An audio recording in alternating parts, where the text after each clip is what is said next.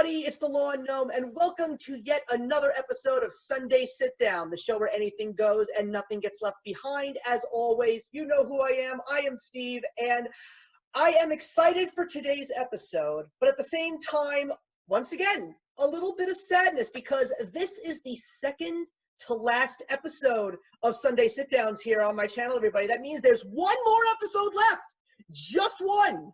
So I'm really hoping that all of you that have been here since the very beginning, almost 3 years ago, thank you very much for taking the time out of your month to just enjoy a good conversation. And this specific conversation comes with a very interesting story because I was kind of hoping that by the time we got to this specific topic, there would be a certain movie that had come out in theaters that all of us could just gush over because the anticipation was practically killing us. But because of the fact that we're in the middle of the pandemic still, but yeah, the topic of today was James Bond, because we were all hoping to have seen No Time to Die in theaters, but we haven't.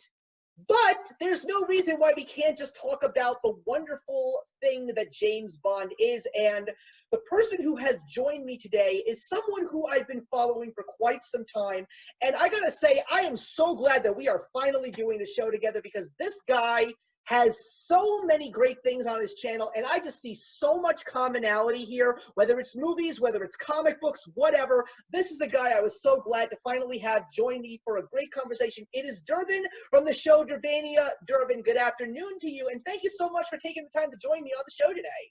Well, thank you so much for having me on the show today, Steve. I've been following you for a long time, too, so it's very cool that we finally have this opportunity to team up. And so I'm really excited about this. So thank you so much for allowing me to be part of your second to last show. Yes, and thank you once again. I'm hoping that this will not be the last time that we actually do, in fact, collab together, because though I will not be doing as much as I have been doing for the last 10 years in terms of content on a monthly basis, there's some great things in the works, and I really want to make sure that the people who I built great relationships with will come back and join me for some very interesting pop culture adventures. And before we get into more of the discussion about James Bond, I think we both agreed that now would be the most appropriate time to remember a very important man who introduced us to the film version of Ian Fleming's legendary, iconic character, James Bond. We unfortunately lost the great Sean Connery earlier this month, and I'm not going to say that I was surprised because the gentleman had lived a good full life. I mean, 90 years old. I mean, how could you possibly be upset over a long, wonderful life? And he touched so many people. The fact that he was able to develop a career outside of James Bond and just be known by so many film appreciators across the world is truly a great thing in terms of leaving a legacy behind. Yes, for sure. And I think my favorite Sean Connery movie, though, and I know we're here to talk about James Bond, but I just got to be honest with you, it's Indiana Jones and the Last Crusade. I just love him as Henry Jones Sr. and his relationship with Harrison Ford. But it's like you said, he brings us the film version of James Bond and spawns this wonderful career outside of James Bond because he is so talented. So it is sad that we've lost him, but we have a lot to be thankful for. It's not a surprise death. He lived to be the age of 90. He lived a long, full life. He's left us an incredible full legacy. And I even just did a video on my channel live for The Rock, where I reviewed that movie as kind of a tribute to Sean Connery, because it's probably my second favorite Sean Connery movie. So on the one hand, yes, it's so sad to see somebody like Sean Connery no longer be with us anymore, but we can be grateful he lived that long, full life, and we can be grateful for the full legacy that he's left us. Absolutely. And the fact that he also left with an Oscar to his name for one of his greatest characters in the Kevin Costner film, The Untouchables. I'm glad that you mentioned The Last Crusade because Indiana Jones is one of the greatest film franchises ever, though I got to admit to you, even though it is not a popular film amongst many, my favorite role of Sean Connery happens to be him playing Alan Quartermain in League of Extraordinary Gentlemen. I just have so much fun with that movie. It was never meant to take itself seriously. I mean, I know that the Alan Moore graphic novel is so much better than the actual film, but just the concept and the fact that I just had such a great time, and to see that that was actually Sean Connery's last live performance as an actor before he officially went into his retirement years. It was just nice for me at least to see him leave on a high note for me. That's the way I felt about it. Unfortunately, he didn't feel the same way, but that's just me. Well, I didn't realize that bit of trivia that was his final film before going into retirement. I will say when I saw that movie, I thought it was just okay. Like, I didn't hate it. I didn't love it. I kind of walked out of it without any passion whatsoever. And in fact, the only time I've seen it is when it came out. But I will say this, Sean Connery, even in a movie that is bad around him, he just has that charisma that he brings to his character. So even if he's in something that isn't that good, like that Avengers movie before we had the Marvel Avengers movie, or, League of Extraordinary Gentlemen, at the very least, you can appreciate what he's doing because he brought that charisma to whatever role he was playing. So even if he was in something not so great, you can enjoy his performance. Absolutely. So, like I said, an iconic name. He is someone that everybody knows, even if they have only seen maybe one or two of his films. And it's also kind of interesting because people know Sean Connery a lot more outside of James Bond just as much as they do within James Bond. Yeah. I know so In fact, many I knew him mostly outside of James Bond. My experience with Sean Connery does not come from James Bond. My mom liked those movies, so I'd seen bits and pieces of those. But, the first time I ever saw Sean Connery was The Last Crusade, and then I just saw him in more things past that. So that's me. Like, my knowledge of Sean Connery and his career started outside of James Bond. Yeah, and there's just so many people who just love him and have never even seen a James Bond movie. That's what makes him such a special guy. So let's get into the topic of hand, which of course is the James Bond films. And as always, I always like to begin at the beginning. And the first question to you, Durban, is what was your first introduction to the legend now that is 007? My first introduction, I can't even remember when it came out. It's probably middle school. I don't know. Goldeneye. That was my first ever introduction to James Bond. I saw it on the big screen opening weekend. And, this was also the time I realized, learned that different actors played James Bond over the generations, because I just never watched it growing up. So Goldeneye was my first exposure to James Bond. And I liked the movie. I thought it was okay, and now that we got Lord of the Rings and Game of Thrones, we now have that rule: a movie isn't good unless Sean Bean is in it and dies. And so Sean Bean was in it and he died. So, it's kind of funny to go back and look at it now having that rule. So that's pretty cool. But as a kid, I really did enjoy Goldeneye. But then the next thing was Goldeneye on Nintendo 64. Oh my gosh. As good as that movie was, that game was so infinitely better than that movie that movie could eat that game's dust. So I think that those were the first things that brought me into the world of James Bond, and more the game than the movie. Yeah, and before we were hoping that we were going to get No Time to Die in 2020, I actually rewatched and even saw all the James Bond films for the first time, rewatched them again and whatnot. And before I get into that, I just want to let you know that one of my favorite movies with Sean Bean is a movie where he doesn't die, and that is National Treasure. Just want to let that be known. That is a good movie. I love National Treasure. There are exceptions to the rule, and he lives, and that movie is an exception to the rule of Sean Bean. Yeah. And rewatching all the James Bond films, I went into Goldeneye remembering that I liked it because, for me, my first exposure to James Bond was when my parents had actually taped off television because my dad is a diehard James Bond fan. My mom has seen her share of James Bond films, and my mom's favorite James Bond film actually is The Spy Who Loved Me, which now that I have finally seen that movie, thanks to last year, I understand why it's so great. It's actually one of my all-time favorite Bond movies right now, starring Roger Moore. Goldfinger was the first movie that my parents taped off TV, and my dad never really told me, you should sit down and you should watch James Bond movies with me, but I always knew that my dad liked James Bond. And even not seeing James Bond movies, I knew the line, the name's Bond, James Bond. But when I was in my freshman year of high school, that was the year that Goldeneye hit theaters. And my dad asked me, you're old enough to go see one of these kinds of movies. Do you want to go see a James Bond movie on the big screen? Because even though my parents had taped Goldfinger, I watched bits and pieces, but never really understood it. But still thought that there was something cool about it, specifically Yeah. the intro. I always loved the intro to James Bond movies. But of course I wanted to see James Bond on the big screen. Like, this is something that my dad liked. Why not? But the only thing that I can remember going into that movie in the beginning was it stars Stewart from Mrs. Doubtfire. Why would I not be Yes. excited about that? But revisiting it now, I couldn't believe how many famous faces are in that movie, because we mentioned Sean Bean, but Ronnie Yeah. Coltrane from the Harry Potter movies is in it. Alan Cumming, who played Nightcrawler in X2, X-Men United, is in that movie. And there are just so many other famous faces that are in this movie, and I didn't even realize that this might have been one of the very first and possibly only times where they really tried to bring an all-star cast to a James Bond film.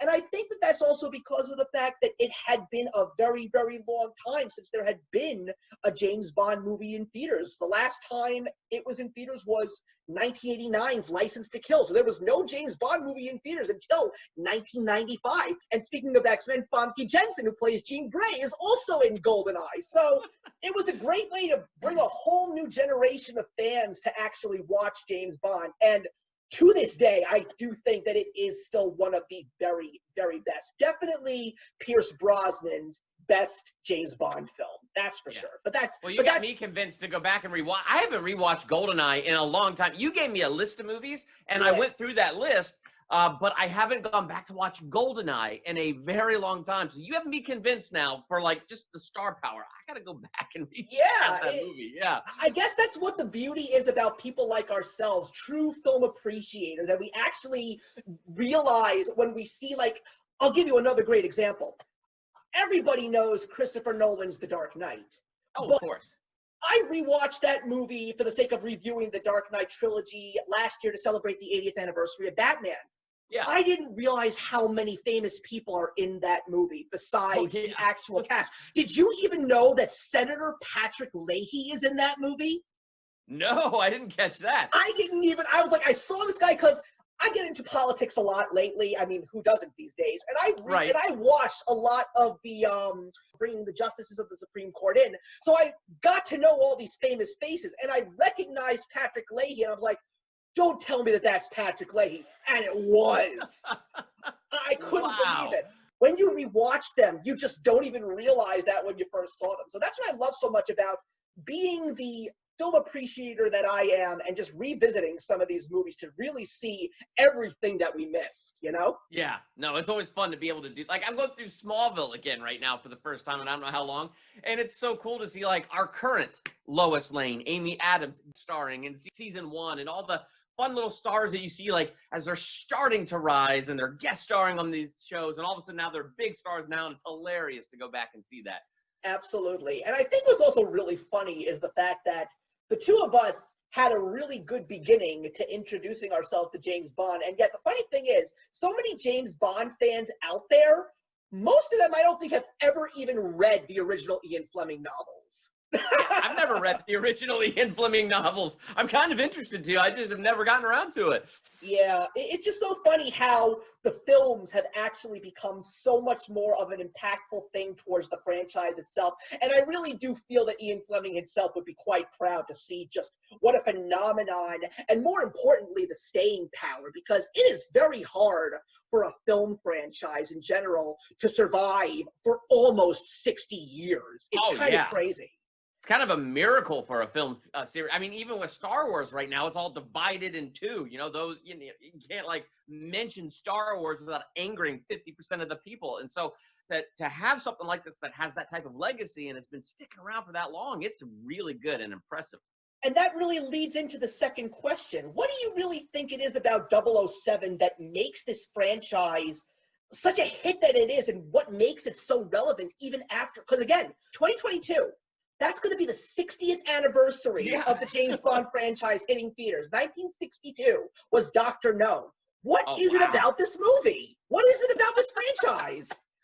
Well, it's funny because I think you actually hit that on the head earlier. Like you said, you were a kid and your parents taped Goldfinger, and you're like watching it, and you could sort of track with it, but you didn't like follow the story or anything, but you thought it was cool.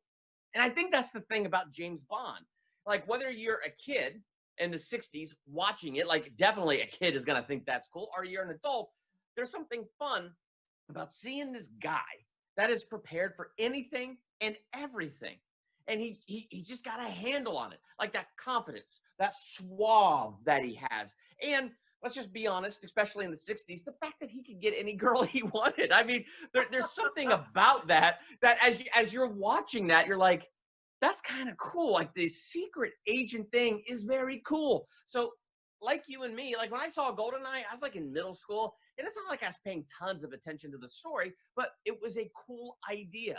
The idea of being a secret agent, the idea of being able to get into anywhere, to be able to do anything, to have a secret gadget watch that connects to a satellite and shoots a laser beam down. Like, I don't know, any number of things. As a kid, one of my favorite shows was that animated show, James Bond Jr. I used to watch that. I remember James Bond Yes! Jr.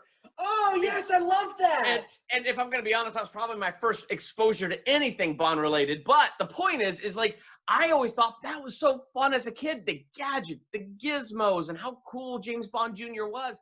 If I'm going to be honest, I think it's that basic. It's cool, and he's suave. I still remember the James Bond Jr. theme song. I love that theme song. Yes, me too. Every time I watch James Bond, I don't think the theme that plays a do-do-do-do-do-do. I don't think that. Bond.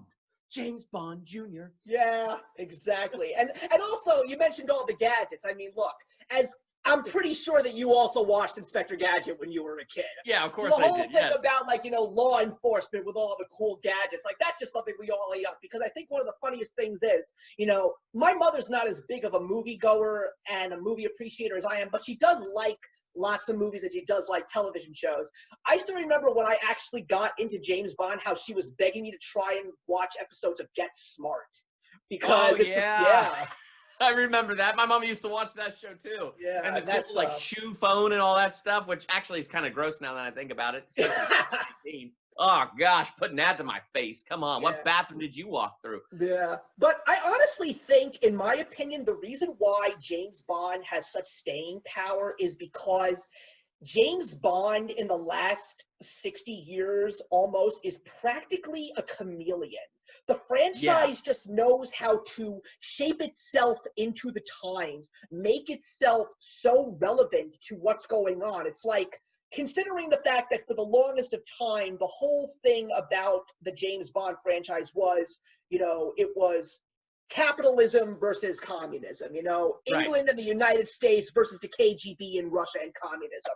But after the Cold War is obviously done, where do we go from here? So in movies like Tomorrow Never Dies, we go into what's going on in communist China. And then when you go into the Daniel Craig era, especially with Skyfall, we see a whole thing that revolves around cybersecurity, which is definitely one of the things that's very relevant in the world today. And I also think that with every new movie, especially with every new actor, it's also something that really shapes the atmosphere and shapes the tone. Because when you take a look at Roger Moore, who is to this day the one who has been in the most James Bond films, he's been in 11 of them. Yeah.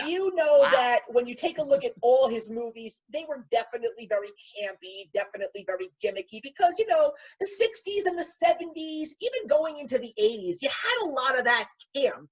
And unfortunately, in the 80s, we were definitely going into such an interesting time when it came to movie making. It was just flat out there and creative. When you take a look at movies like Ghostbusters and Gremlins and The Goonies and Who Framed Roger Rabbit, and of course Back to the Future, the wonderkin that it is, unfortunately James Bond was really struggling to find its place because it just wasn't really able to adapt to that just out there innovativeness.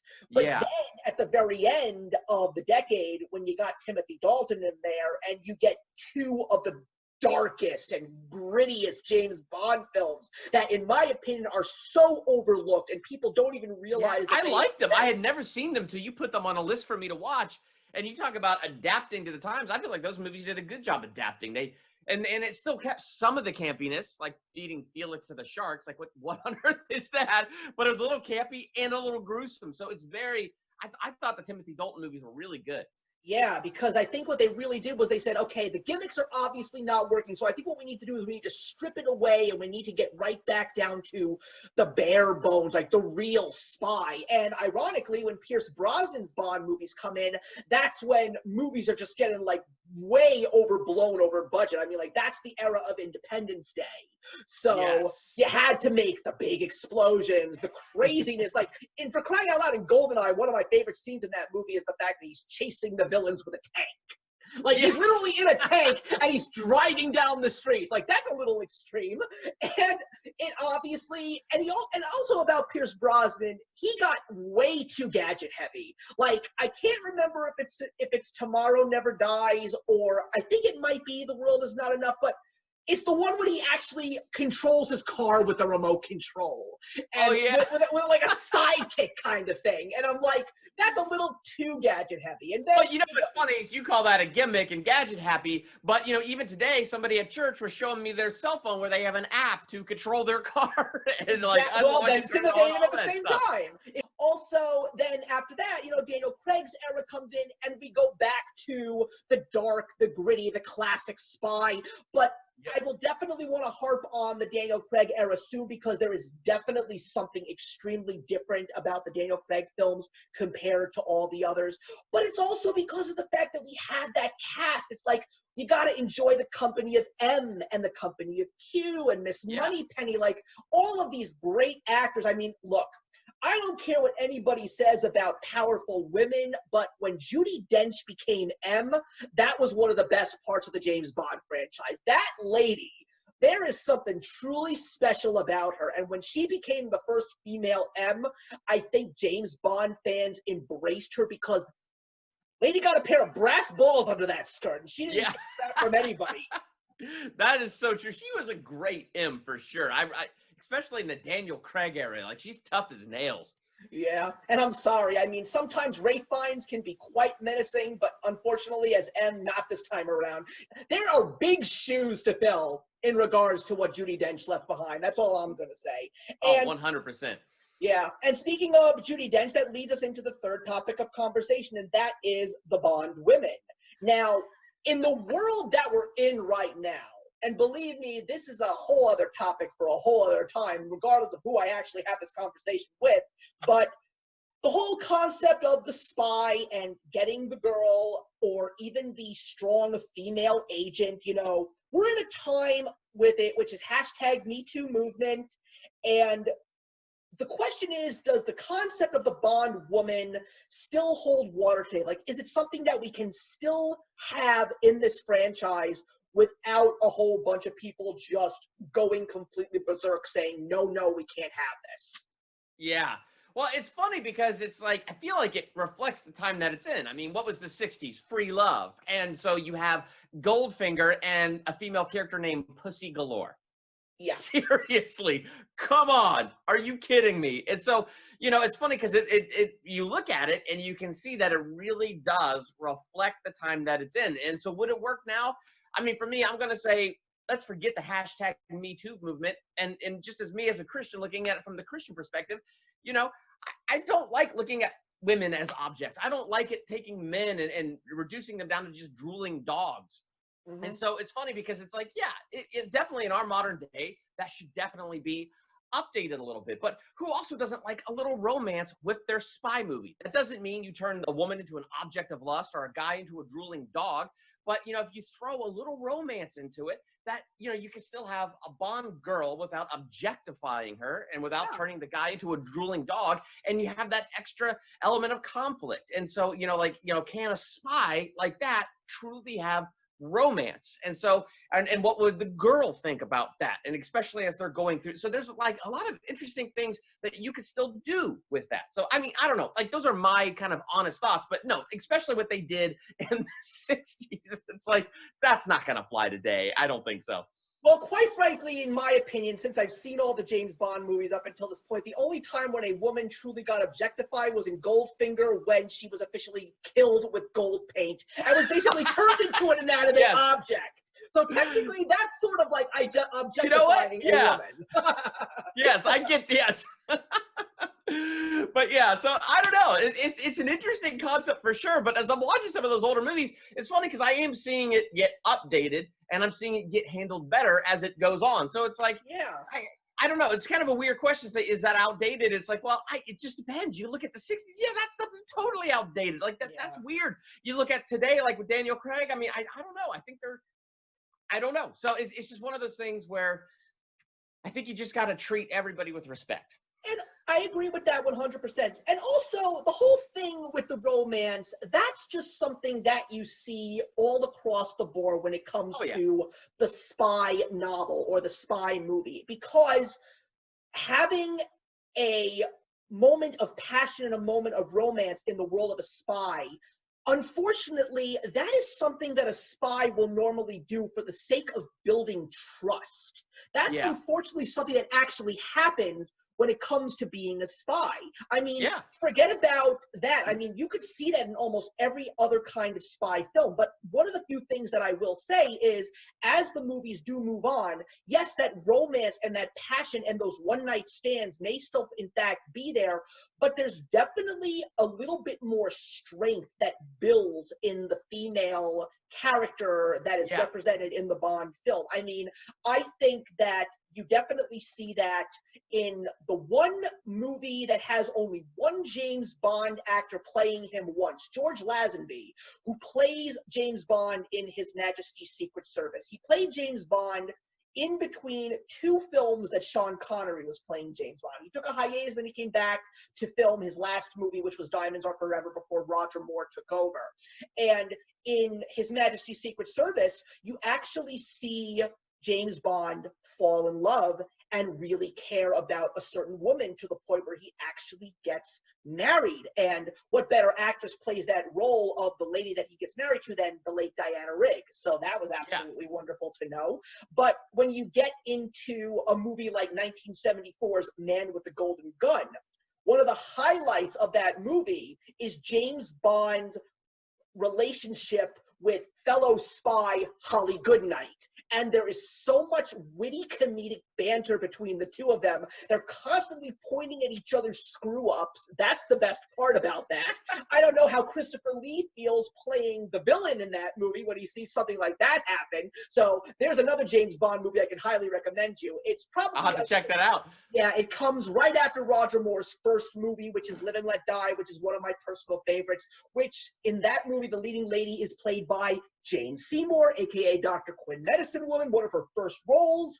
And especially in the last couple of movies, we have seen truly strong females. I think that Moneypenny is more than just the woman that sits behind the desk. I also love the fact that Naomi Harris is playing her now. What a great casting choice. And we've already mentioned Judi Dench. And it's unfortunate that Die Another Day wasn't successful because they were planning on doing a spin-off with Halle Berry's character Jinx to make like another kind of James Bond setting with a different person. And everybody was actually very excited about that. I mean, ironically, there's so much controversy now because of the new movie that's coming out that Daniel Craig's James Bond is retired, and now there's another person that holds 007, and everybody's like saying, oh, yay, James Bond is a woman.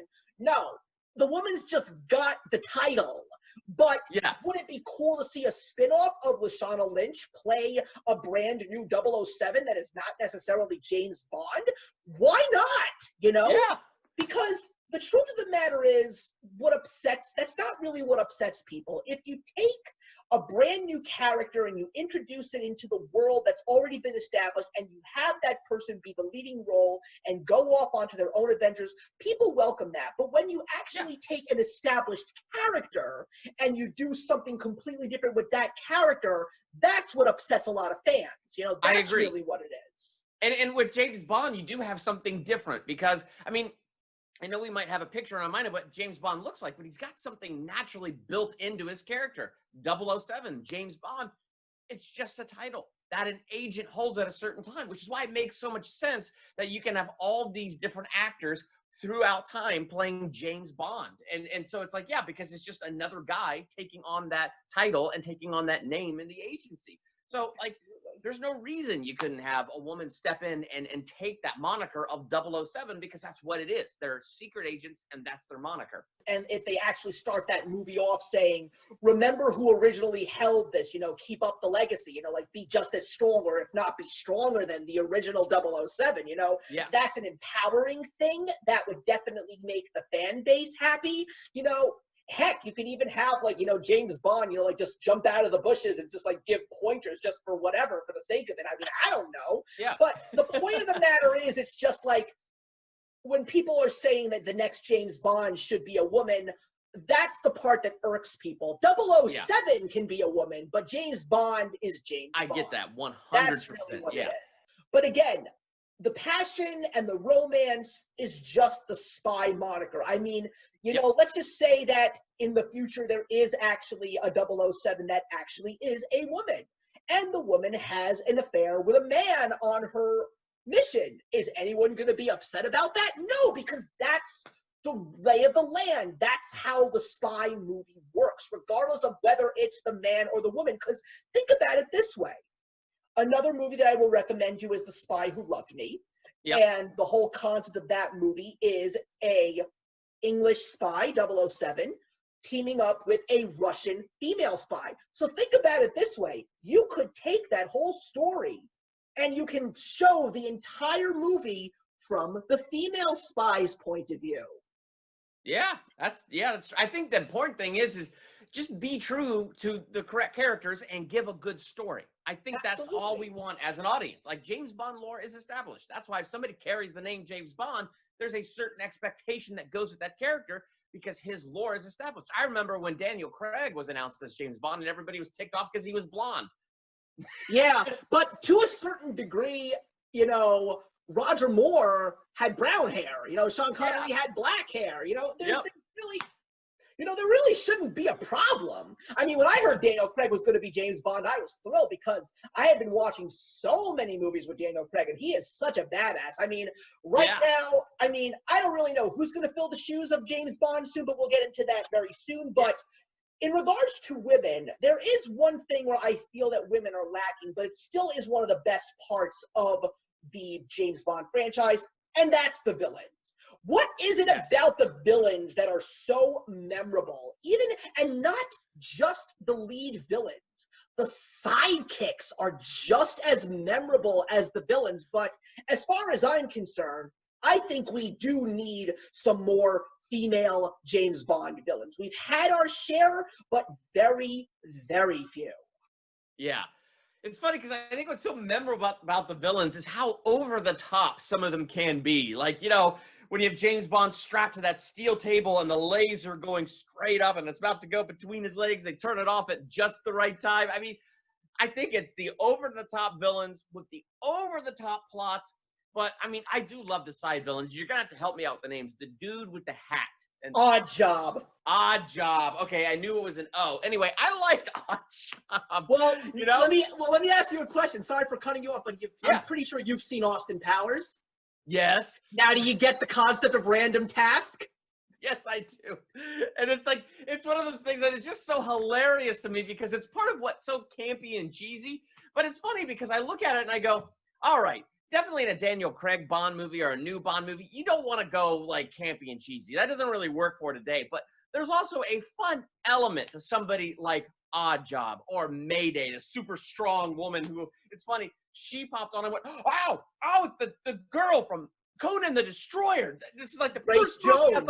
Conan the Destroyer I've seen her in. And she's super strong. And I'm like, where did she get that strength? All right, fine. Don't explain it. Kind of like Odd Job's hat.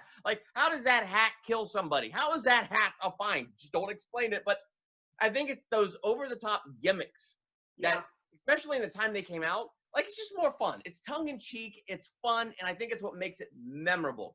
Yeah. But Christopher Walken, he's always memorable. And I'll always remember him as the villain. I'll tell you something. a couple of years back, it was actually 2018, my wife and I, we were taking pilgrimages down to Washington, D.C., because that's where my wife went to college, and we also have a lot of friends down there, thanks to her. When we went there that year, the government was in the middle of a shutdown, so that means all the Smithsonians were closed. So you had to go to the museums that you could pay for. Luckily, we decided to go to the Spy Museum. The Villains of James Bond exhibit was there. So we actually got to see all these awesome things. And now that you've seen Goldfinger, you got to admit, he is responsible for the greatest Bond villain line ever in all of James Bond, you know? Yes. No, Mr. Bond, I expect you to die. Like that, everybody, even if you've never seen Goldfinger, you know that line. That's how memorable it is. But you know what I wish with Goldfinger? He only painted one person in gold at the beginning. I know. There needed to be more people that died that way. That was a cool, over-the-top, crazeball gimmick. It's like, why did you only do that once?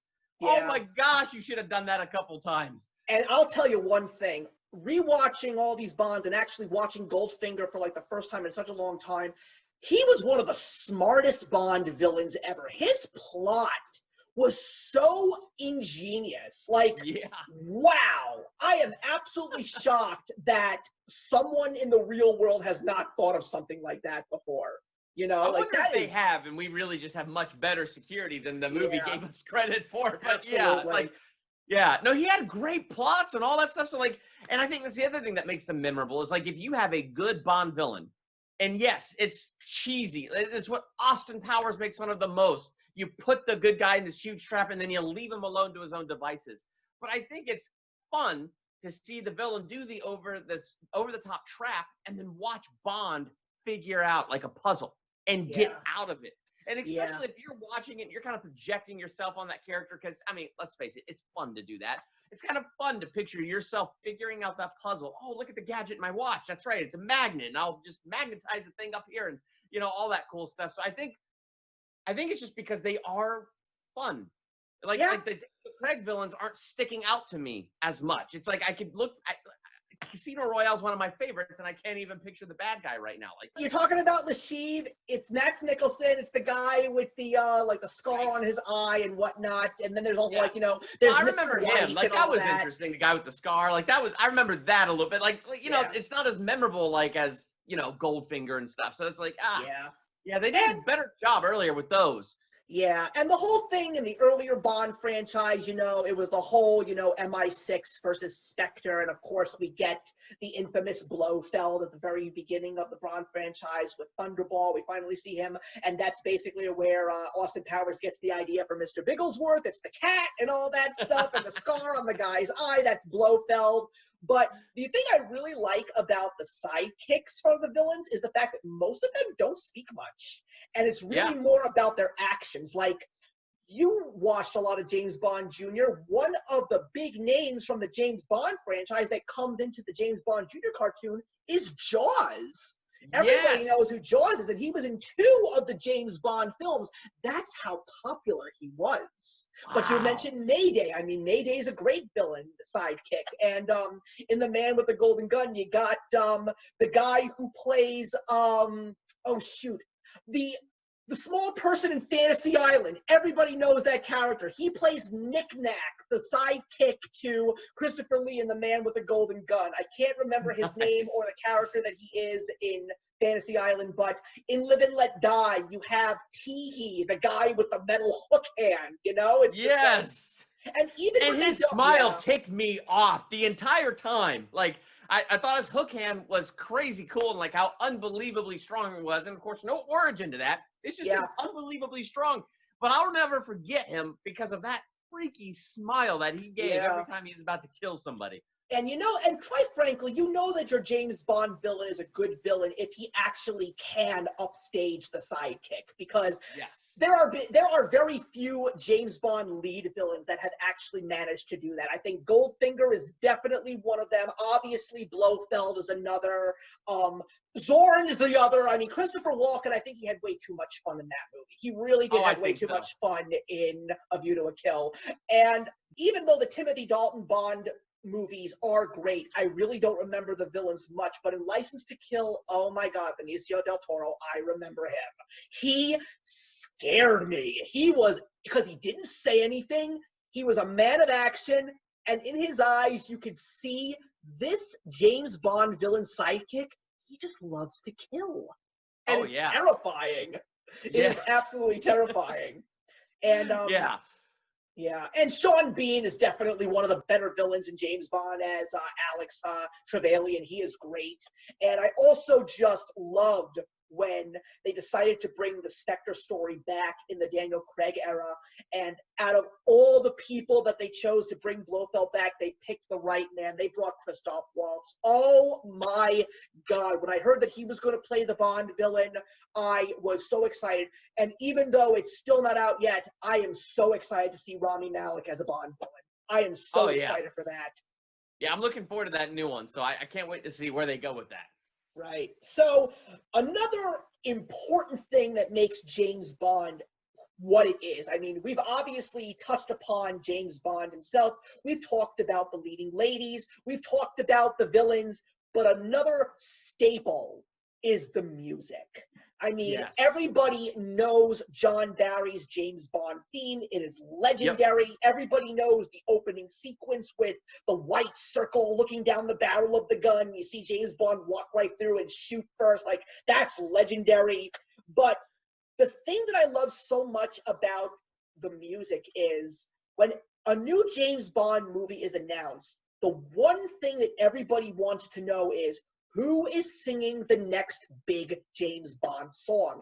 And it's not just the artists. These are Oscar-winning songs. I mean, the fact that Skyfall, sung by Adele, followed by Writings on the Wall, sung by Sam Smith, won back-to-back Oscars for James Bond. The fact that we've gotten legendary singers like Tom Jones singing Thunderball, Shirley Bassey, who sang Goldfinger, and 4 other James Bond themes.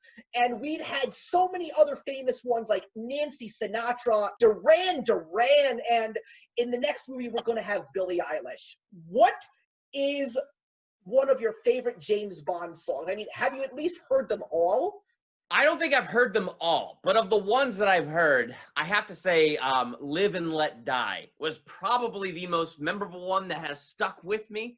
That was part of the list that you gave me. So as you're giving it to me, I was listening, to the music to make sure I'm letting it stick with me. Some of those 80 ones were kind of crazy, but for some reason, Live and Let Die has stuck with me even above like the Daniel Craig ones. Like, you ask me, hey, what was the last James Bond song? And I'll stare at you blankly and go, I don't even know. But Live and Let Die is one that definitely stuck with me with the list that you gave me for sure. Yeah, and I think what's very interesting about them is it's not always the most popular artist. I really think that what they do is they really want to try and find the artist that really fits the motif, that fits the theme. I mean, I still remember seeing Casino Royale, and I couldn't even believe that they got Chris Cornell from Soundgarden to sing that song. I was like, this is a grunge artist. Like, I never would have imagined that in my wildest dreams. And the same thing when you hear like Aha doing The Living Daylights, or the legendary Tina Turner doing Goldeneye. It's just like they seem to always find the right voice for the right James Bond movie. I don't know how they do it, but I don't either. Yeah. Like, I don't know how you even hold those auditions. Here's the script. Here's what we're going for, and now go ahead and sing your heart out. Like, that's very talented on their part, how they're able to have that right voice that fits the very tone of the movie they're going for. Yeah, and I think one of the ones that really stands out for me personally is the one for Quantum of Solace, because it was not one artist, but 2, and they literally were as different from night and day, because it was Alicia Keys and Jack White from the White Stripes. Did anyone in a million years ever think that that combination would work? And it worked.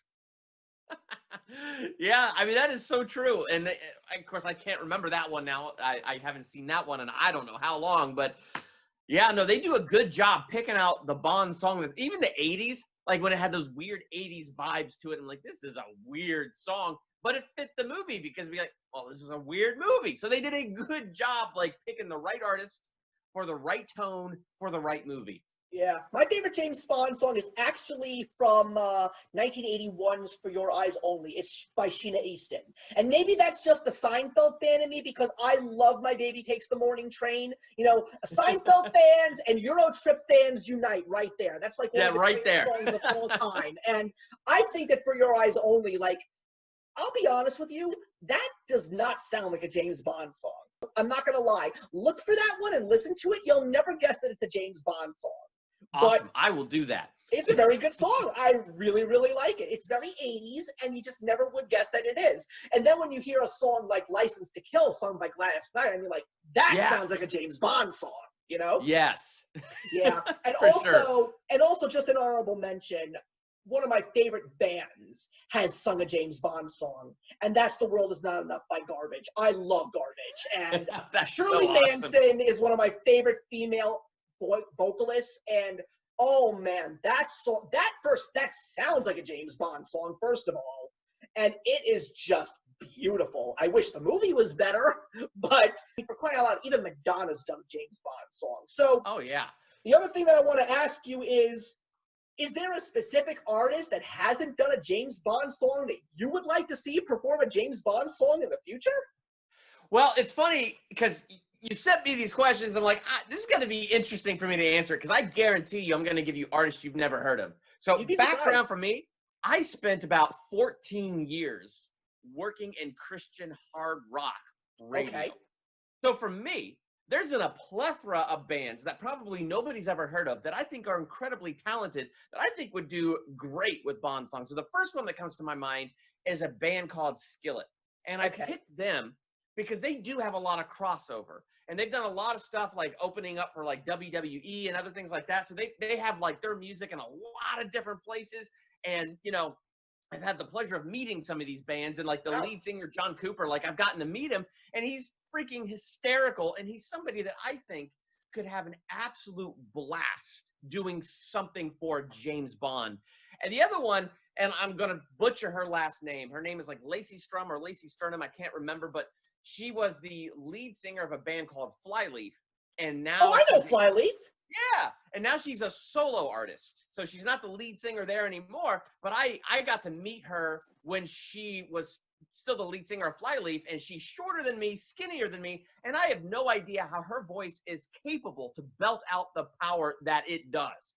But she could definitely belt out an amazing 007 song. That's great. And I mean, like, it does, and that's the thing. It's like, it's very versatile. It could be female singers, it could be male singers. I mean, like, I gotta be honest with you. I am absolutely shocked that Elton John has never performed the James Bond song. Oh yeah, he could definitely do one for sure, 110%. I think that probably, even though she's very pop oriented, I mean, I've heard her duets with Tony Bennett. I think Lady Gaga would be an excellent choice to sing a James Bond definitely. song. But the person who I personally would love to hear a James Bond theme song from is Seth MacFarlane, the creator of Family Guy. Have you ever heard that man sing?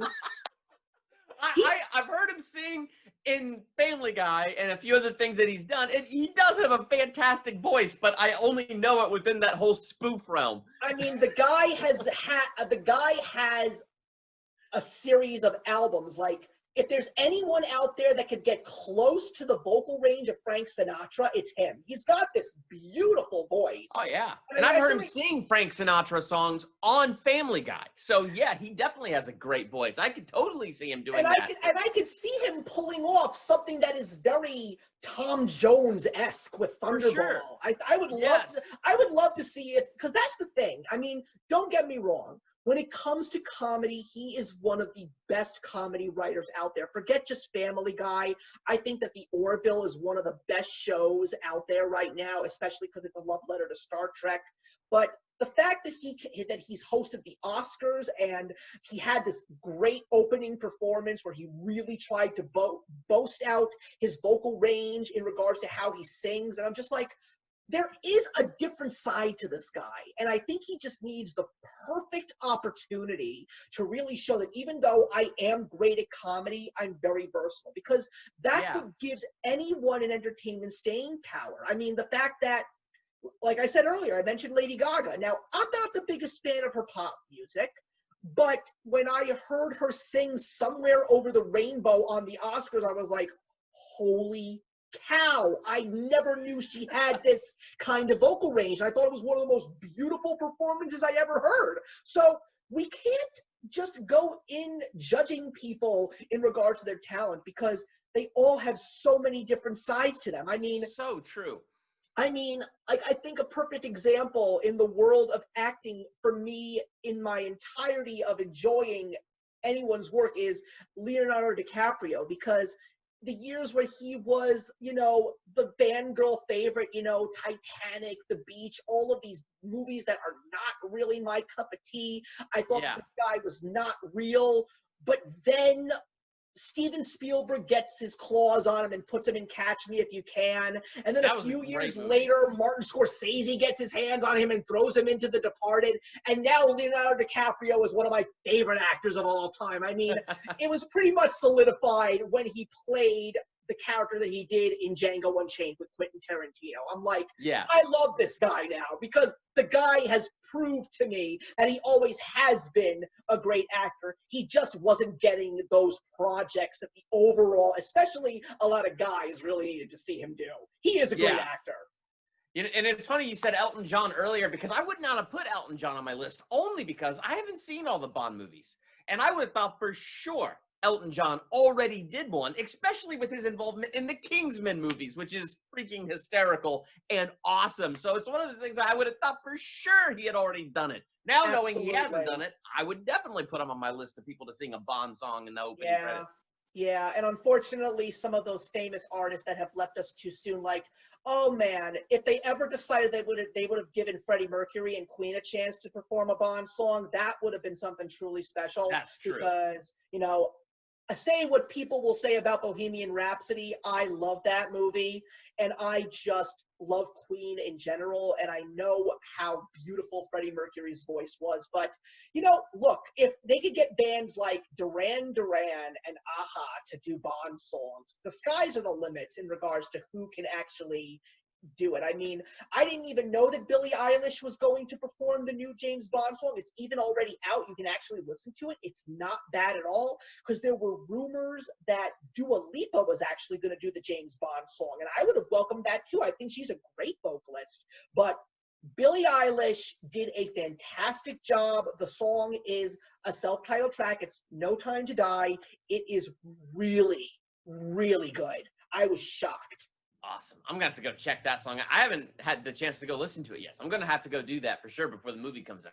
So we've clearly touched a lot about James Bond as its legacy and the fact that we are about to welcome almost 60 years of Bond being a presence on the big screen. Because of the fact that we have not gotten the newest Bond film, which is going to be the 25th James Bond film, that's absolutely crazy. What is your anticipation for No Time to Die? Like, because we were all excited about it, and then the pandemic hit, and then it got pushed off and pushed off and pushed off. Are you still feeling that anticipation? Are you still excited for Daniel Craig's final performance as James Bond, or is it waning a little bit because we're just waiting? For me, it's waning, and it's waning for me for a couple reasons, because the movie before was his last outing as James Bond, and now suddenly this movie is his last outing as James Bond. So, the idea that it's his last outing isn't something that's exciting or not exciting to me. It's just, okay, whatever. I'm sure if they write him a big enough check, he'll be back for a movie after this one. So it's like, so I don't know. I like James Bond. I think he's fun. And one of the things that I like about the Daniel Craig era is I do like the action and the energy that they bring to a lot of them. And so I do like that. But if you want me to be honest, I'm more excited about Tom Cruise and the next two Mission Impossible movies that are being filmed back to back than I am about this next James Bond movie. That said, even if I wasn't a YouTuber, I am a movie fan. Yes. So I would go see it opening weekend, or unless a better movie came out, but I would see it on the big screen for sure, 100%. That's just me, and that's my personality. And I like Daniel Craig. Even if it's not my particular cup of tea. I like that genre of movie. So it's not like I have any special excitement for it like I would the next MCU movie coming out, or how excited I am to see Snyder's vision of Justice League, whether it's good or bad. I don't care. I'm just excited to see what the original vision was. And that's my personality. I love that sci-fi thing. I love that superhero thing. And I do like the spy genre. I think it's fun. My favorite is Captain America Winter Soldier, where you took the best of my favorite worlds, superhero and spy, and you put it together. So James Bond, yeah, I'm looking forward to it simply because it is James Bond. I think it's fun. But it's not the type of movies where I collect them all and I buy the Blu-rays and have all of them and watch them all the time. Like, for me, it's not that type of thing. So, you know, the fact that we're waiting yet again, it's just more out of sight, out of mind for me. In fact, if you had not invited me to do this, I probably would not have been thinking a lot of James Bond. And I'm kind of grateful that you invited me to do this, because it was fun to go back to the list you gave me and watch some of those older James Bond movies that I'd never seen before, and kind of start to develop more of that appreciation for it that I didn't have before. So I've been having fun doing that for the first time and developing that appreciation. So it's like, I'll see it when it comes out. But at this point, like, my excitement's waning on everything because of this pandemic. It's like, I don't know. We keep promising dates and then we keep pushing back. So as soon as something can finally be in stone and stay in stone, and the majority of theaters be open, because we had that awesome X-Men movie that I've been wanting to see for a long time, New Mutants, coming out, but I never saw it because the theaters in California were still closed. It's like, And so, like, I think for me, once things are in stone again, I'll start to feel that same excitement again. And when it comes to James Bond, it's like, yeah, I'm excited. I'll see it, but I'm not over the moon.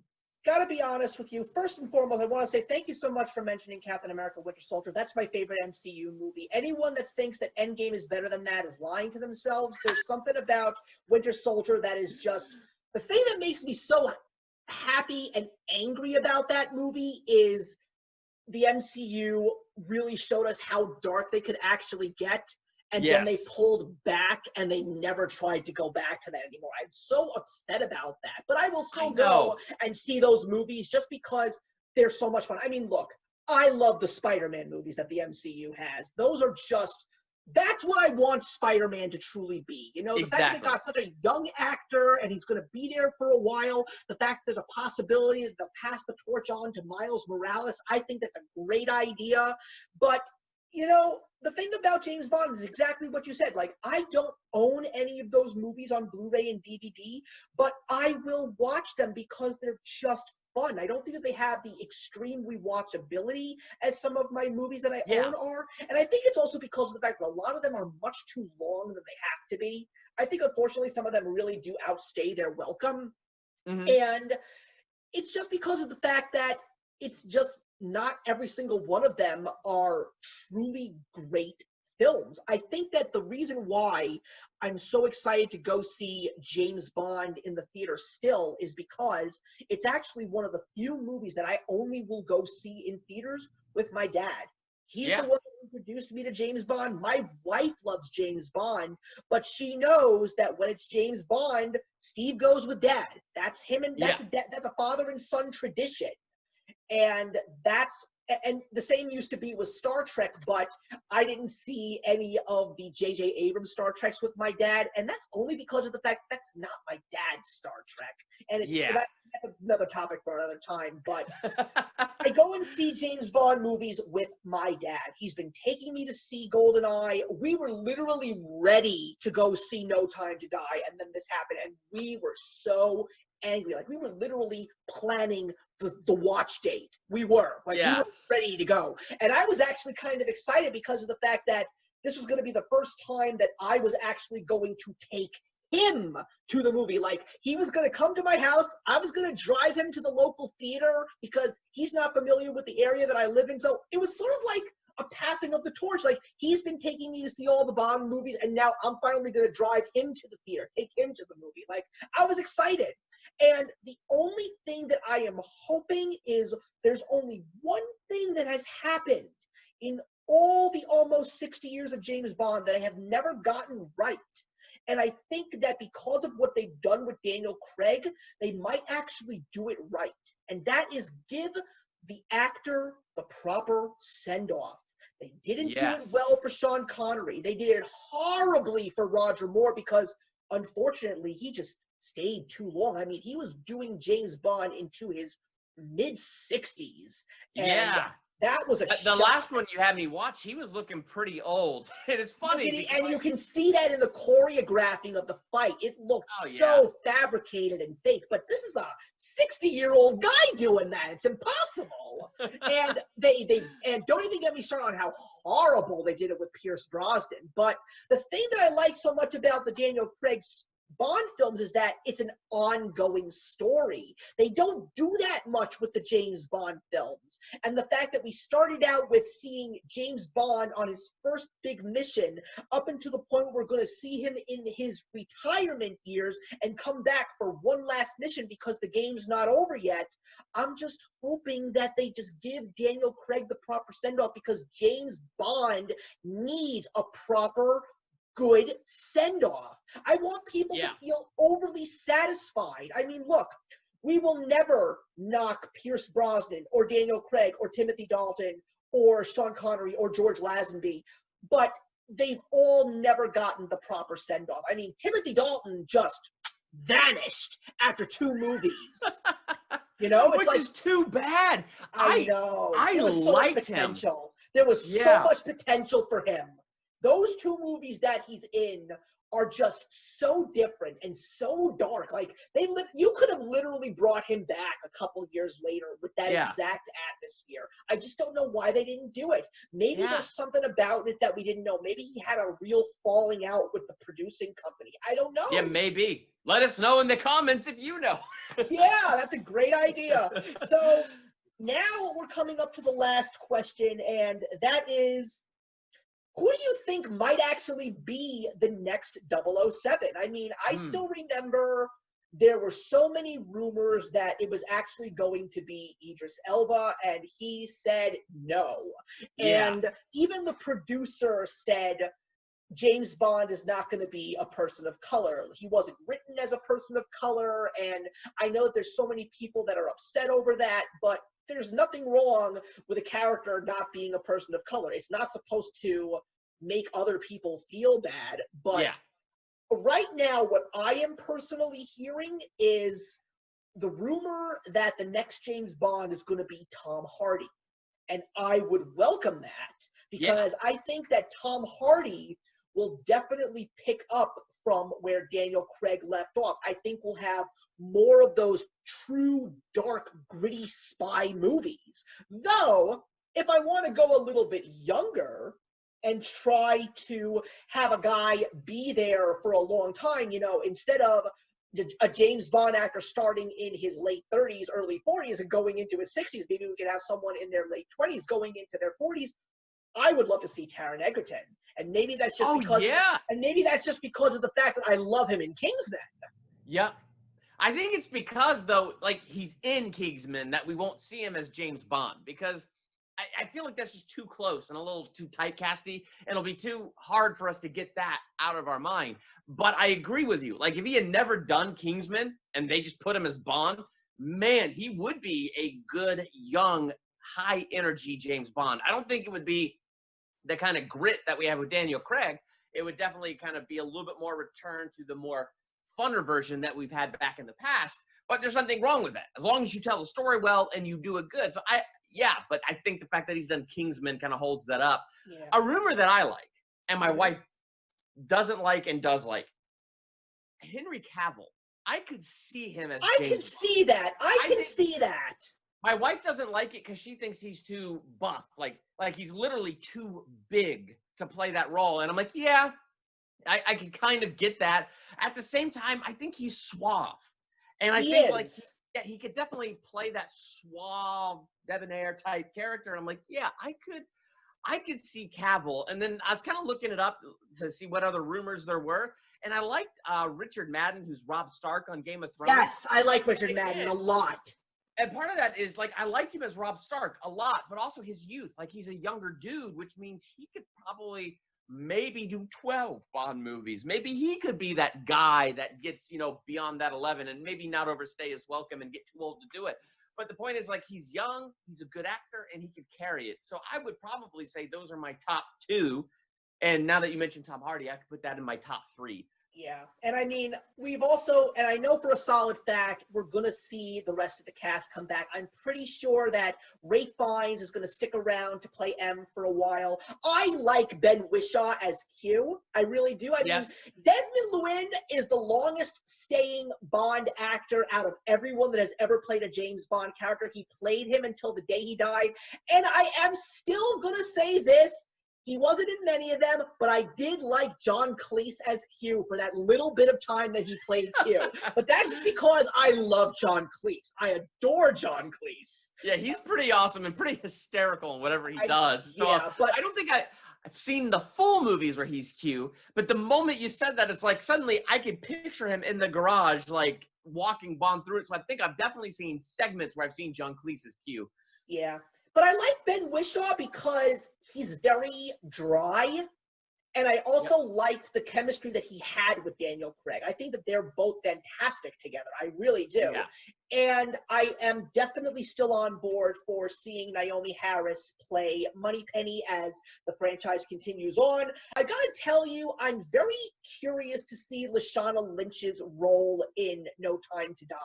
Because I'd really like to see what they're gonna do with this character. Because I would like, because, you know, if we get a new James Bond, would it be cool to actually see her in the movie again, too? Sure. I mean, I also hope that Jeffrey Wright returns to play Felix a little bit more, because I do like Jeffrey Wright. I love him currently in Westworld. I really do. And I think that this entire cast that they have right now, because, you know, when you take a look at some of the names that came before, like Lois Maxwell, who played Miss Moneypenny for such a long time, before Desmond Llewellyn, she was also one of the longest running. She played Moneypenny from the original Dr. No all the way to A View to a Kill in '85. That was her last movie. Also, in the Pierce Brosnan James Bonds, Samantha Bond played Miss Moneypenny. That's really cool. But it's like, you know, all of these big names, and Judi Dench, of course, like so many great names have played these legendary characters. And I don't want to say that it's intimidating for a newcomer to come in, because truthfully, in a world that we're living in, when a casting change happens and people are so overly critical when that happens, James Bond is one of the only film franchises in movies that says it can work. You just have to remember those characters, remember those mannerisms, and these new names will come and play these characters either the same, or if not that, so much better. I think that Judi Dench is a prime example of just taking the character of M and just turning M into something so special, because I'm telling you, Ralph Fiennes is a great actor, but he is just not doing it for me as M. He is not. I'm sorry. I'm sorry. Like, I've only seen Ralph Fiennes in a few things other than Harry Potter.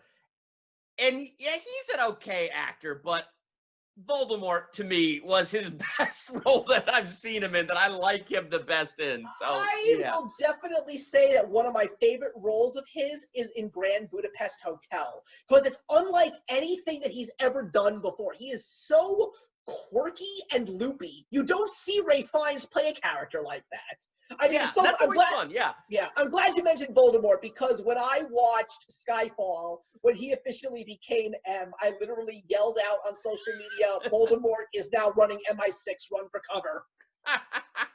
He managed to infiltrate. He grew himself a nose and he infiltrated. Oh my gosh. But you know, my other top pick for James Bond, as we were just saying, is an unknown.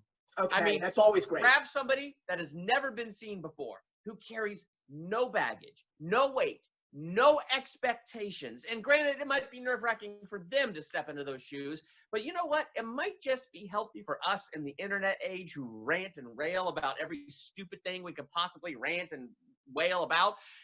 I think it might give somebody a chance to accomplish their dream, step out into acting, play an iconic role, and have no weight or expectations behind it and bring something new to it. Well, if you really think about it, That was Sean Connery. That was the no Yeah. name. Yes. You know? Or how about Christopher Reeve as Superman? A no name. And for a Absolutely. while, that was the tradition when you casted Superman. It was a no name who played that role because you got somebody who doesn't have a certain amount of expectations. And so I look at those things, and you know, a lot of times I go live and I do these live Q&As, and people go, "Who would you cast as Batman?" I'm like, I don't know who I would cast as Batman, because every actor I could think of has a certain amount of baggage to them, and I have a picture in my mind of Bruce Wayne. So sometimes the healthiest thing you can do is cast a no name, because Yeah. why not? You have a character that already brings in the audience. You don't need the actor to do it. Bring in a no name and let them do something new and fresh where nobody has any expectations. You cast a no name, or to a certain degree, you cast an actor that has not really had their big break. I mean, Yes. look, the perfect example, at least for me, although this could be debatable, but before Christopher Nolan's Dark Knight, I didn't know who Christian Bale was. There were Yeah. people who may had seen him in a movie like, I didn't know about movies like The Machinist. I didn't even know that he was in Newsies. Like, I didn't know that he's been. I didn't know that either. Yeah. And I loved the Newsies as a kid, and I never would have said, hey, that Bruce Wayne is in the Newsies. It took a while for that connection to be made. But the point that I'm making here is, like, he was in dire need of a big break, and he didn't Yes. have it just yet. So the fact that he decided that he was going to be Batman, now everybody knows who Christian Bale is. Henry Cavill is another perfect example. Zack Snyder picked him off the rack and said, you're going to play Superman. And I don't care what anybody says. I think that Man of Steel is the best Superman movie. I love Man of Steel vision. so flippin' much. Yes. Yeah. I mean, the other thing is, the other way to go is it could also be the redemption role, you know? Yep. Because I think probably one of the greatest comeback stories in Hollywood in the last 20 years has been Robert Downey Jr. Oh, yeah, for sure. I mean, we all knew who Robert Downey Jr. was. I mean, heck, Weird Science is one of the first movies that he was ever in, but he had done some great acting jobs. I still have yet to see Chaplin.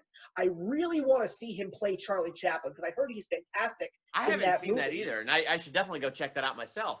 And the fact that he had been unfortunately dealing with substance abuse, and he was trying so hard to find these roles to put him back on top, like, he may have still been in trouble, but a lot of people remember him on Ally McBeal. And a lot of people loved him on that. But then when he finally cleaned himself up and he went and did Iron Man, I still remember when he was cast, and I didn't understand. Like, really? Out of all the actors, you cast Robert Downey Jr., and then Iron Man hit theaters, and I was blown away. And now he is superstar Robert Downey Jr. Everybody wants to work with him.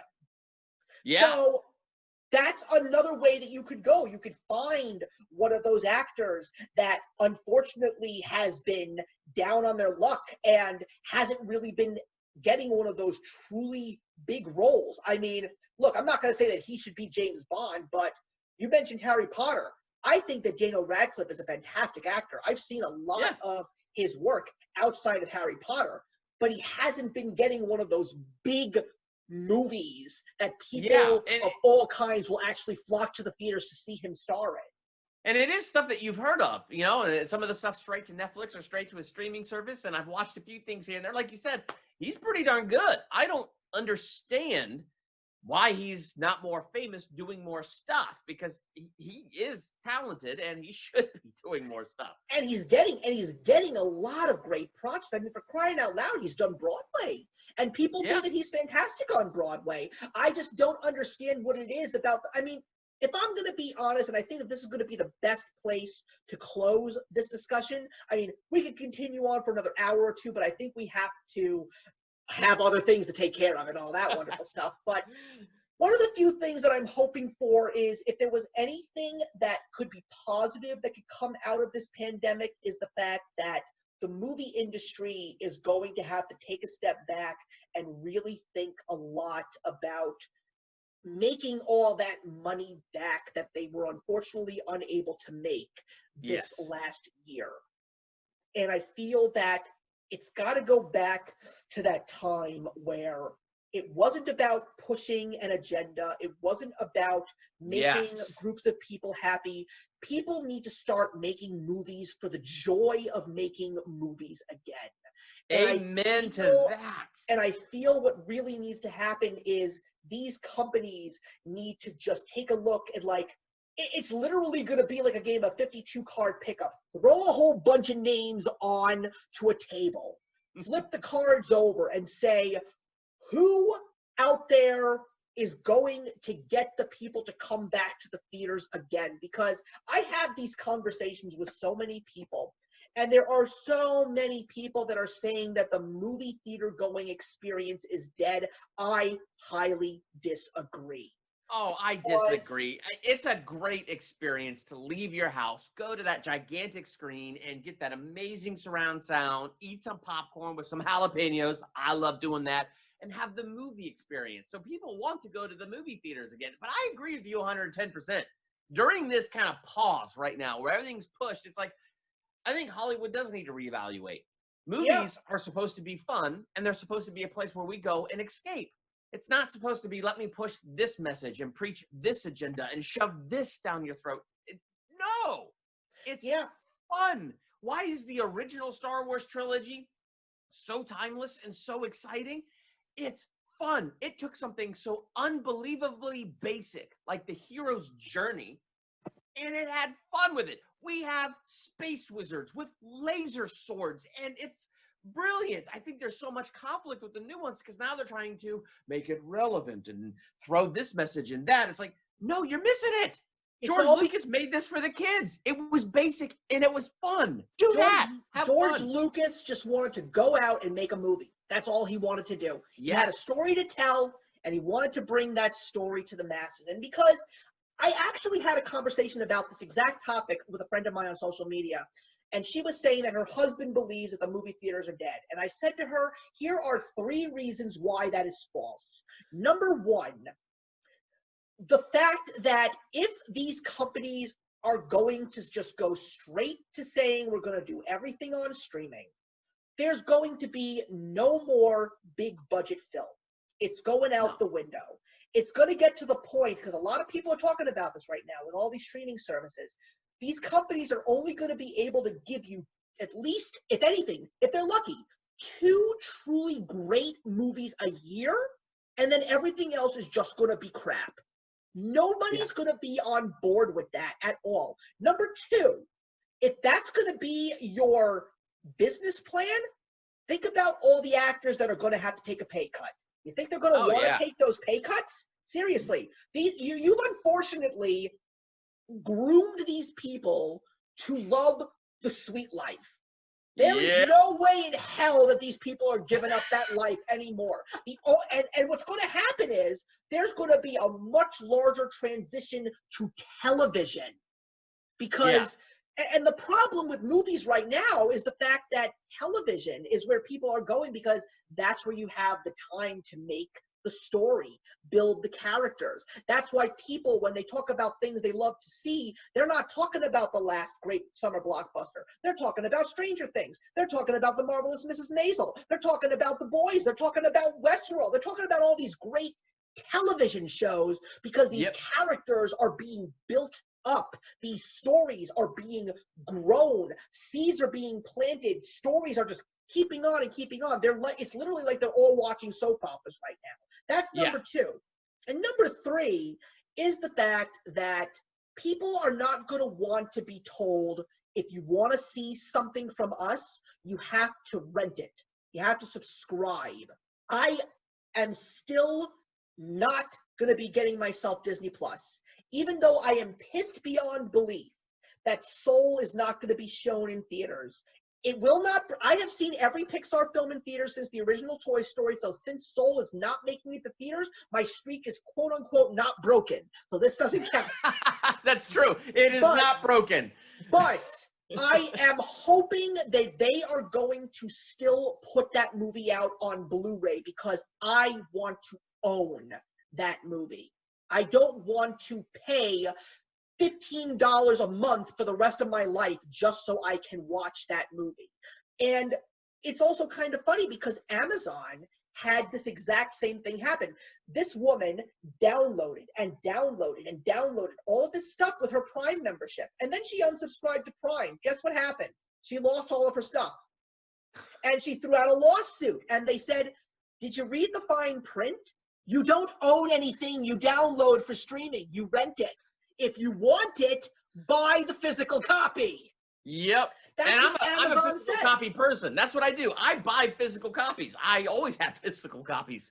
Yeah, and that's what I'm also saying is because if you really think that people are going to be comfortable spending about $200 a month for all these streaming services, people are going to wonder why they cut their cable in the first place. I know. That's where I'm getting to. I mean, I was happy with Netflix, Hulu, and Prime. Between those three, that was still so much cheaper than cable. Then I've added HBO Max and I've added Disney Plus. And you know what? I like them. And I'm glad I've added them. But I'm also mad I've added them because I'm voting with my money to turn streaming back into cable. And it's really starting to tick me off. Yeah, because I got Netflix when I was a student. I got a student discount, so I got it for like $5, but now I'm obviously paying $14 for it. But there's still stuff there that I do watch. I mean, I love watching the Guillermo del Toro animated series, the Troll Hunter, Tales of Arcadia stuff. I love that stuff. And I watch Grace and Frankie. I watch Stranger Things. And every now and again, there's a movie on there that I will watch. I mean, I thought that The Trial of the Chicago 7 was fantastic. That was the last movie that I watched from them. And they're going to get the new David Fincher movie in a couple of weeks. Make. I'm very excited about that. Amazon Prime is just the icing on the cake for being a Prime member, you know, Yes. the streaming capabilities. But I got HBO Max for free because I'm a Verizon Fios customer. Oh, there you go. And because of the fact that I'm already subscribed to HBO, if you already are paying for HBO, just go into HBO Max, put in your Verizon account information, and you get HBO Max for free. So I am now thrilled knowing that I can finally watch all of South Park, and I'm even more thrilled that I am going to be able to watch the Snyder Cut, even though I can't wait for praying the Snyder Cut. it comes out on Blu-ray, which I'm sure it will, because I'm positive it will. He even because said that's he's what working Warner with Brothers distribution. does. Warner Brothers believes in the physical. Disney Yes. does not. Warner Brothers No. does. Yeah. So I find myself watching a lot of HBO Max, and people are also asking, why is it not as successful as Disney Plus? Well, it's because Disney is there to keep the kids quiet, but also, if I may, you could put some more Looney Tunes and some more Hanna-Barbera cartoons on your HBO Max service. You know, there's nothing wrong with that. I mean, look, the Flintstones, the Jetsons, Josie and the Pussycats, Scooby-Doo. Put the Snorks on there. Put Johnny Quest on there. Put the Amazing Chan and the Chan Clan on there. Come on. Oh God, you want to go into things that we know? Put SWAT Cats on. Yes, I haven't seen that in ages. Yes, put SWAT Cats on there. Put Centurions. Put Sky Commanders. Put all these great 1980s Hanna-Barbera shows on there that I was watching. Then people would flock to HBO Max. I mean, look, Sesame Street is good, but you need a little bit more. Yeah, I went there for the DC streaming stuff, just to be honest. And I did not like DC streaming service. I tried it. I didn't like it. It just did not have enough to keep me. And I'm glad that all of the DC shows are coming off that. And for the most part, they're hitting HBO Max. So I'm excited because now I'm watching through Titans for the first time. I'm really liking that. So, like, yeah, that's me. I want the DC stuff. Give me the DC. You go. Yeah, I love all the animated movies. But anyway, that's it, everybody. We've officially wrapped up the talk about James Bond, even though it went completely off the rails. But you know what? It was the moment. We lived for it. So, Durban, Durban, I just want to say thank you once again for joining me. This was such a great conversation. You really, now I'm hoping, realize you knew a little bit more about James Bond than you did coming in. Because you really did. And I really appreciate that because, you know, it gave me a deeper appreciation for the character. So thank you for inviting me to this and allowing me to be part of your second to last show and giving me the list of Bond movies that I'd never seen before that I had a blast watching. Absolutely. I'll give you more recommendations. Like if you're in the mood to watching a really bad James Bond movie, I'll just recommend Moonraker for you right there. That's like that is the worst James Bond movie ever made. Even my dad was telling me how bad it was. He's like, "Don't see it, just skip it." I was like, "No, I gotta watch them all. I gotta be the completionist." You know, in these last 10 years as a YouTuber, I have seen all 24 James Bond movies and all 58 Disney canon classics. So I have to watch them all. And then when I finished Moonraker, I was like, yeah, Dad, you were right. Moonraker was terrible. But anyway, Durbin, I'm hoping that whatever happens next year, I'm hoping that there could be another incentive for you to join me for another conversation in any shape or form. And I would love to hopefully come on to your show for a topic of conversation, especially considering the fact that we have so many mutual friends here. You know Brian, you know Rachel. I'm surprised we all haven't worked together on a project yet. I know. We're like in the same circle, like, you know, sharks circling meat. We're just in that same circle, but for some reason we just never connected till now. So I'm glad we can. And I'll definitely have you come over to the great world of Durbania, and we'll do something fun over there. And it'd be great to have you, me, Rachel, and Brian all do something fun. So that would be wonderful. That would be wonderful. But everyone, thank you so much for watching another great episode of Sunday Sit Downs. And I'm hoping that you will all join me for the series finale. It's going to be a 2-hour special. I've got a very big surprise in store for you all for the last episode, because there's going to be a big announcement that is going to give you insight as to what's going to be happening on my channel in the future. So, as always, for the very last time in December, we will have another great topic of conversation, but more importantly, some great YouTubers to discuss it with. I will see you in the next one. Hey, thank you so much for stopping by my channel today. If you're new here and want to see more of what my channel has to offer, please click on the link to my last video or hit that subscribe button to be kept up to date with all of my uploads. Content of all sorts is posted here quite often, so trust me, you do not want to fall behind. I will see you in the comments, and actions speak louder than words.